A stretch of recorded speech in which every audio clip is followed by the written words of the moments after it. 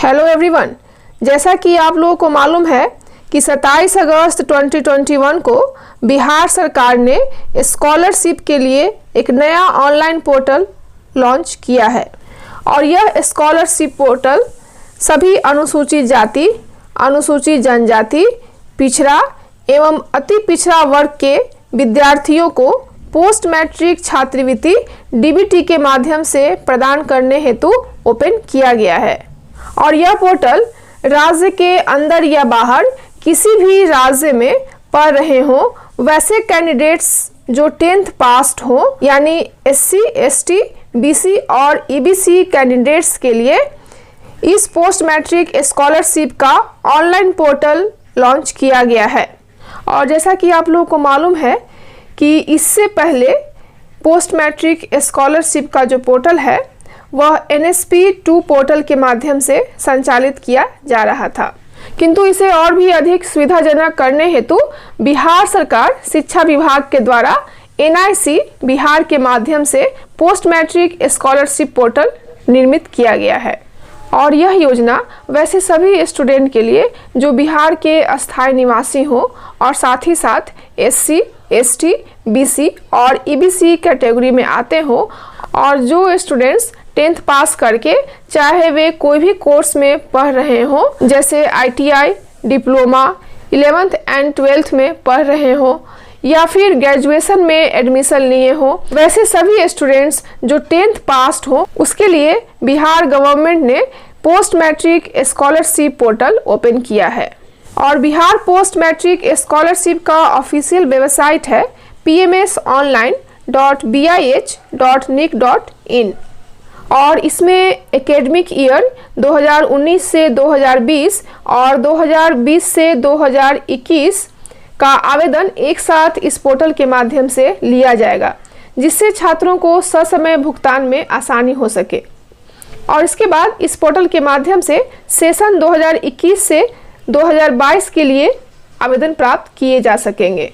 और इस post matric scholarship scheme के माध्यम से ऑनलाइन आवेदन करने के बाद 1 मंथ के अंदर ही आपको पैसे मिल सकेंगे, यानी आपके पैसे आपके बैंक अकाउंट में ट्रांसफ़र कर दिए जाएंगे।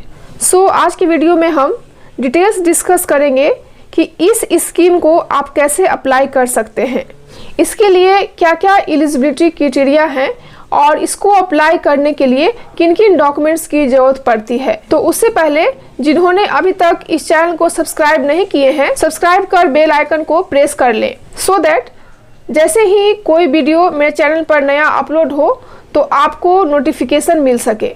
और कंप्लीट जानकारी के लिए वीडियो को लास्ट तक जरूर देखें, क्योंकि इसके लिए कंप्लीट स्टेप की जानकारी होना अनिवार्य है। और अगर आप कंप्लीट स्टेप की जानकारी नहीं ले पाते हो तो ऐसा भी हो सकता है कि आप फॉर्म अप्लाई करें और आपका फॉर्म रिजेक्ट हो जाए।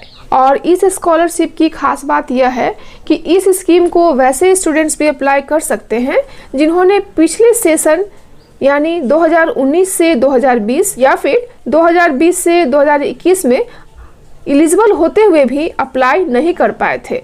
यानी इस स्कीम के माध्यम से आप अपने बैक सेशन के लिए भी अप्लाई कर सकते हैं।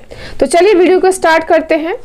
और अगर आपको यह वीडियो थोड़ा भी पसंद आए तो आप वीडियो को लाइक कीजिएगा और शेयर कीजिएगा, ताकि सभी एलिजिबल स्टूडेंट्स को इस स्कीम का पूरा बेनिफिट्स मिल सके, क्योंकि ये स्कीम बिल्कुल नया है और अभी अभी लॉन्च हुआ है। तो देखते हैं इसको अप्लाई करने के लिए क्या क्या स्टेप्स हैं जिन्हें हमें फॉलो करने पड़ते हैं। और यहाँ पर आप देख सकते हो कि get free scholarships updates and help portal यहाँ पर दिया गया है।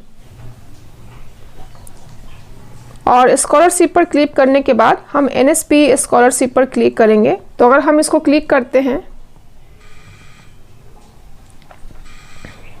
और यहाँ पर आप देख सकते हो कि जिनका सेशन 2019 से 2020, 2020 से 2021 था और अभी न्यू सेशन 2021 से 2022 के लिए भी अभी आवेदन इसी के साथ शुरू हो गया है। यानी इन डिफरेंट एकेडमिक ईयर के स्टूडेंट्स एक ही साथ ऑनलाइन अप्लाई कर सकते हैं।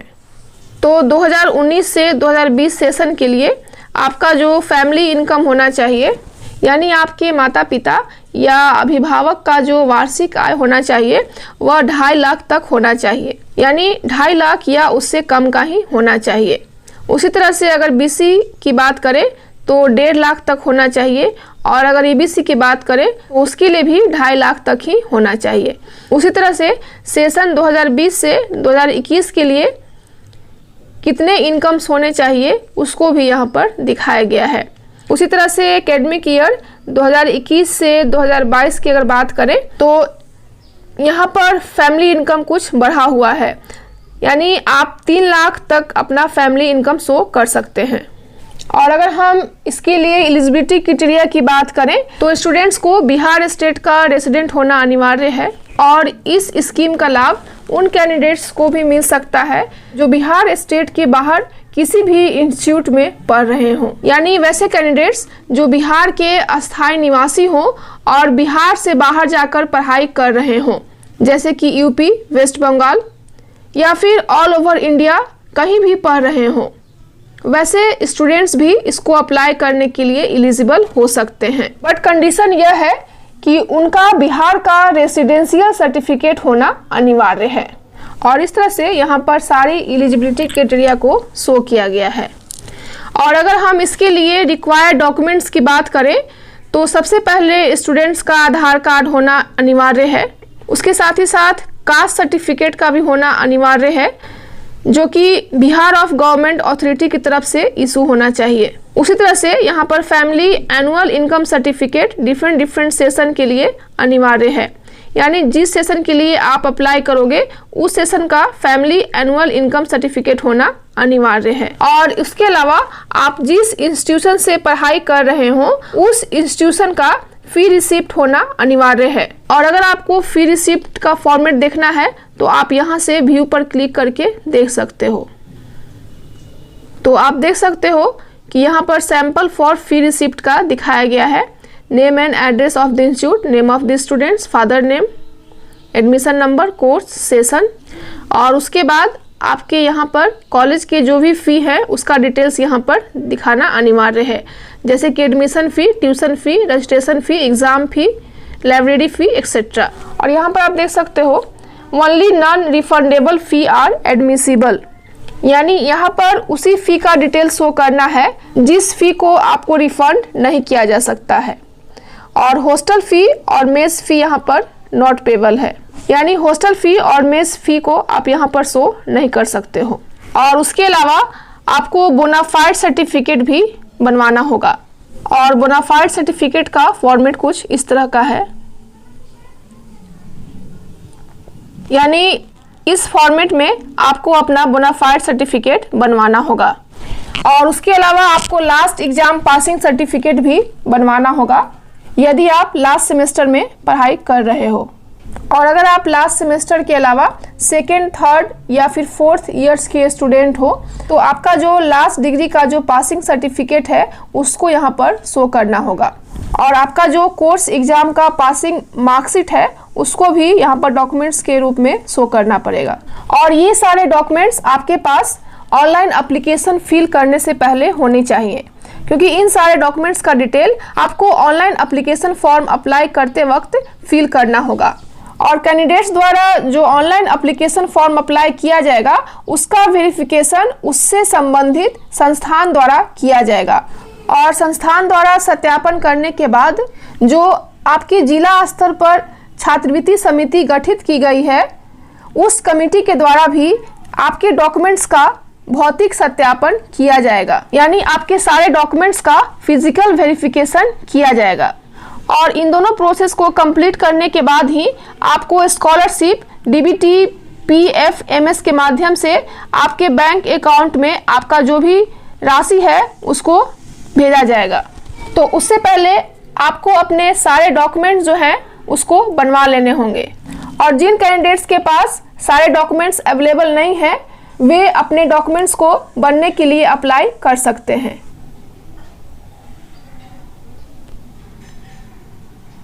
और यहाँ पर सबसे इम्पॉर्टेंट चीज़ कि आप जिस कॉलेज से भी अपनी पढ़ाई कर रहे हो वह स्कूल या कॉलेज रजिस्टर्ड होना चाहिए, और आप अपने स्कूल या कॉलेज का नाम यहाँ पर क्लिक करके चेक कर सकते हो कि आपका जो भी स्कूल या कॉलेज है वह रजिस्टर्ड है या नहीं। यहाँ पर अपना सारा डिटेल्स आप फिल करोगे और फिल करने के बाद आप यहाँ से सर्च करोगे। अगर आपका स्कूल या कॉलेज इस लिस्ट में अवेलेबल है तभी आप इस स्कॉलरशिप स्कीम के लिए अप्लाई कर सकते हो। यानी आपके स्कूल या कॉलेज का रजिस्टर्ड होना अनिवार्य है। और बहुत सारे स्टूडेंट्स क्वेरी कर रहे थे कि क्या डिफरेंट सेशंस के लिए अलग अलग अप्लाई करना होगा। तो हाँ, आपको डिफरेंट सेशंस के लिए अलग अलग इस स्कॉलरशिप को अप्लाई करना होगा। और इसके अलावा अगर आपको इससे रिलेटेड कोई भी जानकारी चाहिए तो यहाँ पर डिफरेंट लिंक्स दिए गए हैं, जैसे कि new student registration official website, students registration guidelines etcetera यहाँ पर दिया गया है। तो इन दिए गए लिंक्स पर जाकर आप डिटेल्स चेक कर सकते हो। और इस स्कॉलरशिप को वैसे स्टूडेंट्स अप्लाई नहीं कर सकेंगे जिन्होंने एक लेवल का कोर्स उत्तीर्ण करने के बाद दूसरे उसी समकक्ष कोर्स में अध्ययन कर रहे हों। जैसे कि ISE परीक्षा उत्तीर्ण करने के बाद अगर IE की परीक्षा उत्तीर्ण की हो तो वैसे कैंडिडेट्स को इस स्कॉलरशिप का लाभ नहीं मिल पाएगा।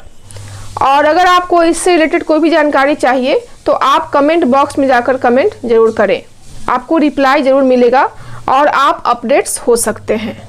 और अगर आप इस पोस्ट मैट्रिक स्कॉलरशिप में अप्लाई करना चाह रहे हो तो यहाँ पर डिफरेंट ऑप्शंस दिए गए हैं, जैसे कि SC ST स्टूडेंट्स के लिए यहाँ पर क्लिक करना होगा और BC और EBC स्टूडेंट्स के लिए यहाँ पर क्लिक करना होगा। और यहाँ पर टोटल रजिस्टर्ड इंस्टीट्यूशंस का संख्या दिखाया गया है जो कि 4552 हैं। और उसी तरह से यहाँ पर टोटल एप्लीकेशंस हैं 47 प्राप्त हो चुके हैं, BC से 21, EBC से 19 और SC से 7। और अभी ST में कोई भी कैंडिडेट्स ने अप्लाई नहीं किया है। और यहाँ पर हम बताना चाहेंगे कि इस एप्लीकेशन फॉर्म को अप्लाई करने से पहले सारे अपडेट्स आपको मालूम होने चाहिए, क्योंकि ये पोर्टल अभी नया ओपन हुआ है और कुछ दिनों में नए अपडेट्स आएंगे। और आप अपने यूज़र मैनुअल और जो भी क्राइटेरिया हैं उसको अच्छी तरह से समझने के बाद ही आप इस स्कॉलरशिप के लिए अप्लाई करें। और इस स्कॉलरशिप फॉर्म को अप्लाई करने के लिए इसके अलावा क्या क्या टर्म्स एंड कंडीशंस हैं, जैसे कि आपके फोटोग्राफ्स का जो फॉर्मेट है वह क्या होना चाहिए, या फिर आपके जो भी डॉक्यूमेंट्स हैं उनका साइज क्या होना चाहिए, कितने KB के अंदर होने चाहिए, ये सारी इंफॉर्मेशंस और साथ ही साथ इस स्कॉलरशिप फॉर्म को अप्लाई करने के लिए क्या क्या स्टेप्स हैं, यानी न्यू रजिस्ट्रेशन करने के लिए क्या क्या स्टेप्स हैं, इन सारी चीज़ों को मैं अपने नेक्स्ट वीडियो में डिस्कस करूंगी। सो आज की वीडियो को यहीं पर समाप्त करते हैं। मिलते हैं नेक्स्ट वीडियो में नेक्स्ट टॉपिक के साथ। Thank you so much.